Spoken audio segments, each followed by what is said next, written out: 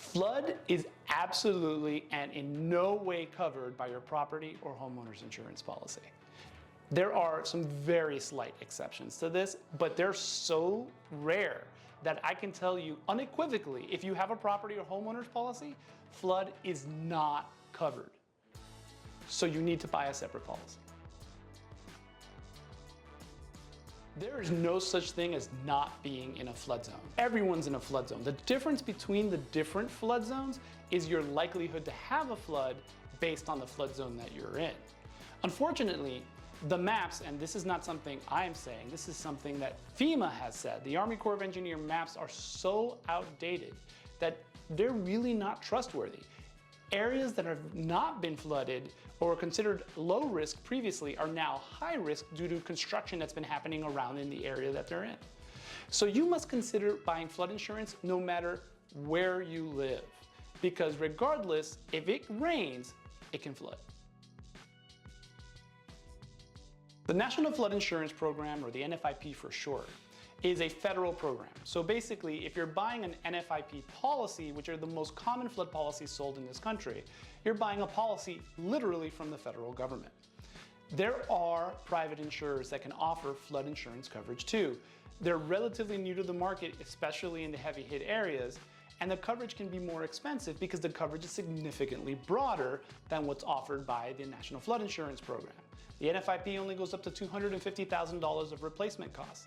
And no matter where you live in this country, there are very few structures still left standing that only cost $250,000 to rebuild.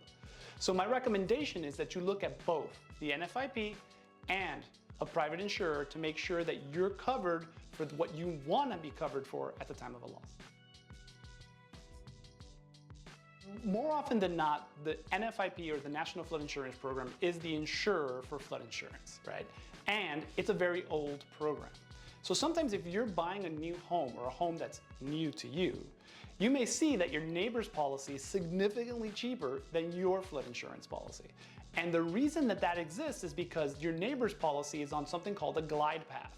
Basically, when they were going to raise rates, they chose not to raise rates at the same time for people who already have policies. Where because you're buying a new policy, you're going to have the actual rate of today, which could be significantly higher than your neighbor's. Your neighbor might eventually get to the point where they're paying the same as you, but that's going to take them much longer than the policy that you're doing. There is a solution to this though. If the current property owner already has a flood insurance policy, talk to your agent about assuming that policy. In flood, it's one of the few policies you can actually do this, but you might be able to assume that policy and inherit that glide path for a lower premium. What does a flood policy cover is probably one of the questions I get the least, but I should get most. And the reason why is because people assume that a flood policy works the same as a property policy does just for flood. And that's just not true.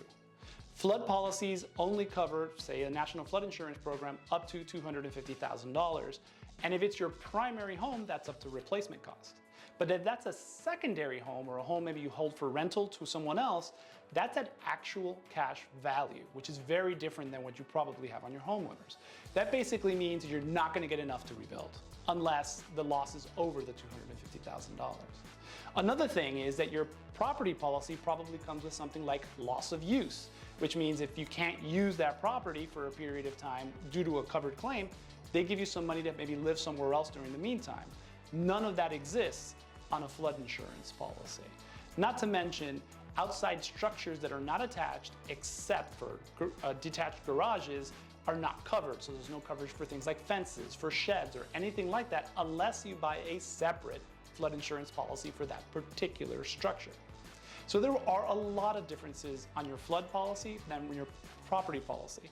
You should definitely sit down with your agent and ask that question to make sure you understand what you'll be responsible for after a loss.